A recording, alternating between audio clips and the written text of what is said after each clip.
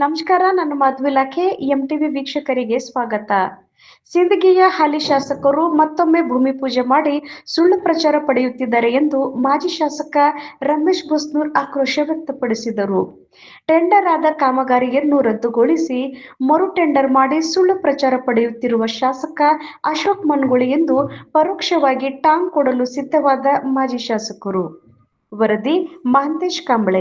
ನಿರಂತರ ಸುದ್ದಿ ಮತ್ತು ಜಾಹೀರಾತುಗಾಗಿ ಎಂಟಿವಿ ಕನ್ನಡ ನ್ಯೂಸ್ ಅನ್ನು ಸಬ್ಸ್ಕ್ರೈಬ್ ಮಾಡಿ. ನನ್ನ ಹಿಂದಿನ ಅವಧಿಯಲ್ಲಿ, ನಾನು ಶಾಸಕರಾದ ಹಿಂದಿನ ನನ್ನ ಅವಧಿಯಲ್ಲಿ 2023 ಮಾರ್ಚ್ ತಿಂಗಳಲ್ಲಿ ಮುಖ್ಯಮಂತ್ರಿಗಳ ಅಮೃತ ನಗರೋತ್ಥಾನ ಮುನ್ಸಿಪಾಲ್ಟಿ ಯೋಜನೆಯ ಹಂತ 4ರ ವಿವೇಚನಾ ಅನುದಾನದ ಅಡಿಯಲ್ಲಿ ನಮ್ಮ ಸಿಂದಗಿ ಪುರಸಭೆಗೆ 3 ಕೋಟಿ ರೂಪಾಯಿಗಳನ್ನು ಮಂಜೂರು ಮಾಡಿದ್ದೇನೆ. ಅದರಲ್ಲಿ ಪುರಸಭೆಗೆ 3 ಕೋಟಿ ರೂಪಾಯಿ ಕ್ರಿಯಾಯೋಜನೆಯ ಅನುಭವವನ್ನು ಪಡೆದುಕೊಂಡು ಟೆಂಡರ್ ಸಹಿತವನ್ನು ಕರೆಯಲಾಗಿತ್ತು. ಅದರಲ್ಲಿ GPPROL ಕಾಲೇಜು ಎದುರುಗಡೆ ಇರುವಂಥ ಬಯಲು ಜಾಗೆಯಲ್ಲಿ ಹಂದಿನೂರು ಸಿದ್ದರಾಮಪ್ಪ ರಂಗಮಂದಿರ ಪೂಜೆಯನ್ನು ನಮ್ಮ ನಿವೃತ್ತ ಪ್ರಾಧ್ಯಾಪಕರಾದ ಪಡಶೆಟ್ಟಿ ಇರ್ಬೋದು, ಪಡಶೆಟ್ಟಿ ಗುರುಗಳಿರ್ಬೋದು, ಅನೇಕ ಗಣ್ಯರನ್ನು ಕರೆದುಕೊಂಡು ಒಂದು ಪೂಜೆಯನ್ನು ನಾನು ಶಂಕುಸ್ಥಾಪನೆ ಪೂಜೆಯನ್ನು ನಾನು ಮಾಡಿದ್ದೆ. ಅದರ ಗುತ್ತಿಗೆಯನ್ನು ಬಸವರಾಜ್ ತೆಗ್ಗಳ್ಳಿ ಅವರು ತೆಗೆದುಕೊಂಡಿದ್ದರು. ಅಗ್ರಿಮೆಂಟ್ ಮಾಡಿ ಕೆಲಸ ಪೂಜೆ ಮಾಡುವ ಮೂಲಕ ಯಾವ ಕಾಲಮ್ಗಳು ಪಿಟ್ಟು ಸಹಿತ ಹೊಡೆದಿದ್ದರು, ಕಬ್ಬಿಣ ಸ್ಟೀಲ್ ತೆಗೆದರು, ಅಲ್ಲಿ ತಮ್ಮ ಜಲ್ಲಿ ಸಹಿತಕ್ಕೆ ಸುರಿದಿದ್ದರು.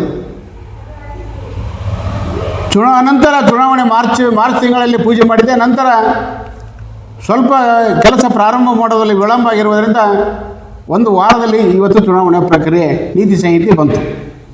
ಆ ಕೆಲಸಕ್ಕೆ ಅದು ಪ್ರಾರಂಭ ಮಾಡಲಿಕ್ಕೆ ಆಗಲಿಲ್ಲ ಗುತ್ತಿಗೆದಾರರು. ಅದರ ಜೊತೆಯಲ್ಲಿ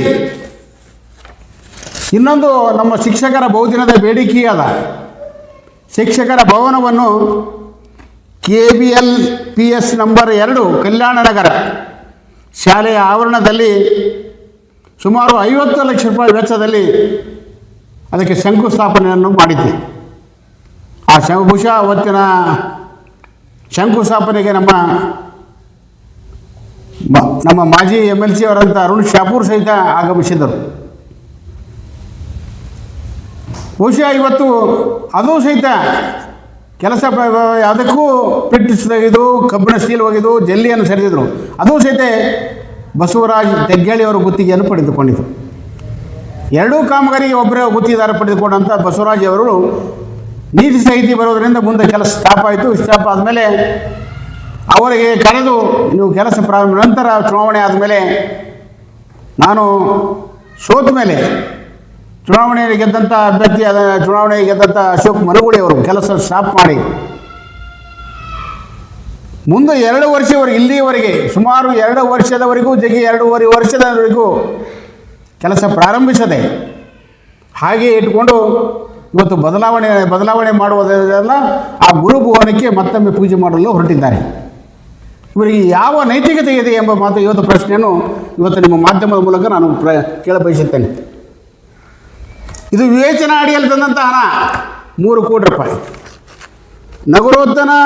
ನಗರೋತ್ಥಾನದಲ್ಲಿ ಸುಮಾರು 8 ಕೋಟಿ 50 ಲಕ್ಷ 8 ಕೋಟಿ 50 ಲಕ್ಷ ಇಲ್ಲಿ ನಗರೋತ್ಥಾನದ ಯೋಜನೆ ಹಂತ 4ರ ಅಡಿಯಲ್ಲಿ ಅದಕ್ಕೆ 8 ಕೋಟಿ 50 ಲಕ್ಷ ರೂಪಾಯಿ ನಮ್ಮ ಪುರಸಭೆಗೆ ತಂದಂಥ ನನ್ನ ಅವಧಿಯಲ್ಲಿ ಇದು ಯೋಜನಾ ಅಡಿಯಲ್ಲಿ 3 ಕೋಟಿ ರೂಪಾಯಿಗಳನ್ನು ತಂದಿದ್ದೆ.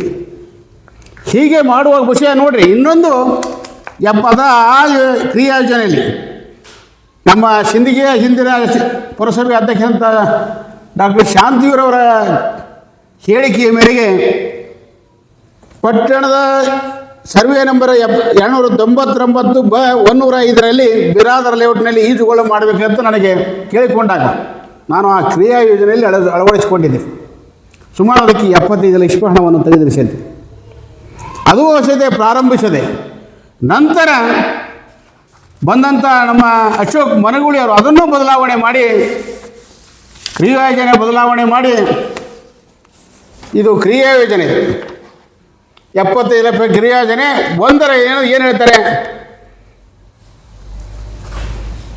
ವೇತನ ಶೇಕಡ 5 ಅನುದಾನದಡಿ ವಿಜಯಪುರ ಜಿಲ್ಲೆಯ ಸಿಂದಗಿ ಪುರಸಭೆ 75 ಲಕ್ಷ ಒಂದರ ಕಾಮಗಾರಿಯ ಬದಲಿಗೆ ಅದೇ ಮೊತ್ತದ 5 ಬದಲಿ ಕಾಮಗಾರಿಗಳು ಕೆಳಗಂಡ ಷಡ್ಯಂತ್ರಗೊಳಪಟ್ಟು ಸರ್ಕಾರವು ಅನುಮೋದನೆ ನೀಡಿಸಿದ್ದು ಮತ್ತು ಬದಲಾವಣೆ ಮಾಡಿ ಅನುಮೋದನೆ ತಗೋತಾರೆ.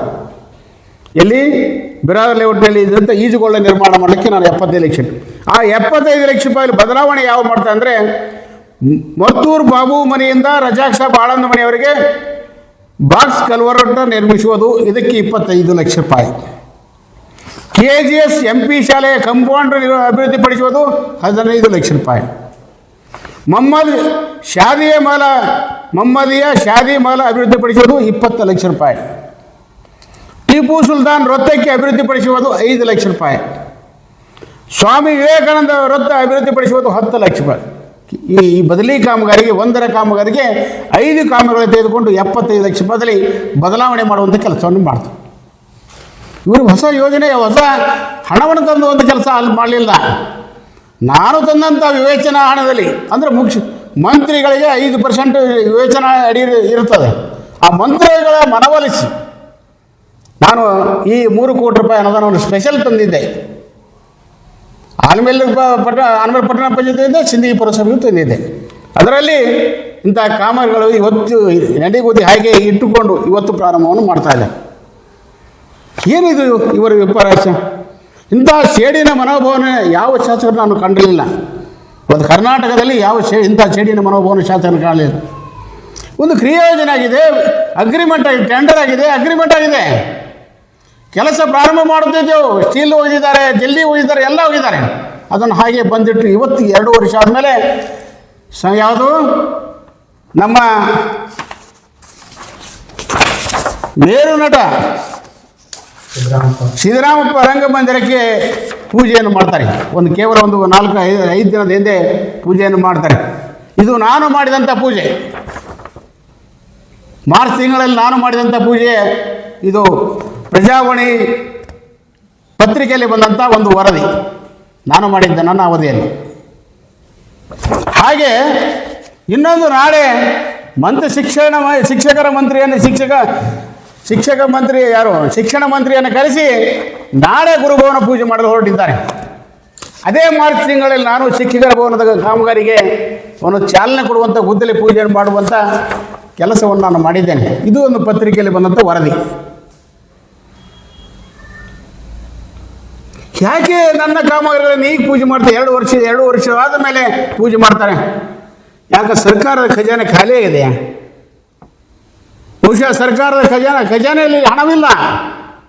ನಾನು ತಂದಂಥ ರಸ್ತೆಗಳಿರ್ಬೋದು, ಇವತ್ತು ಮಂಜೂರು ಮಾಡುವಂಥ ರಸ್ತೆಗಳಿಗೆ ನೋಡಿ, ಪ್ಯಾಚ್ ವರ್ಕ್ ಮಾಡಲಿಕ್ಕೆ ಇವತ್ತಲ್ಲಿ ಹಣ ಇಲ್ಲ. ಗುಂಡಿ ಮುಚ್ಚಲಿಕ್ಕೆ ಈ ಸರ್ಕಾರದಲ್ಲಿ ಹಣ ಇಲ್ಲ.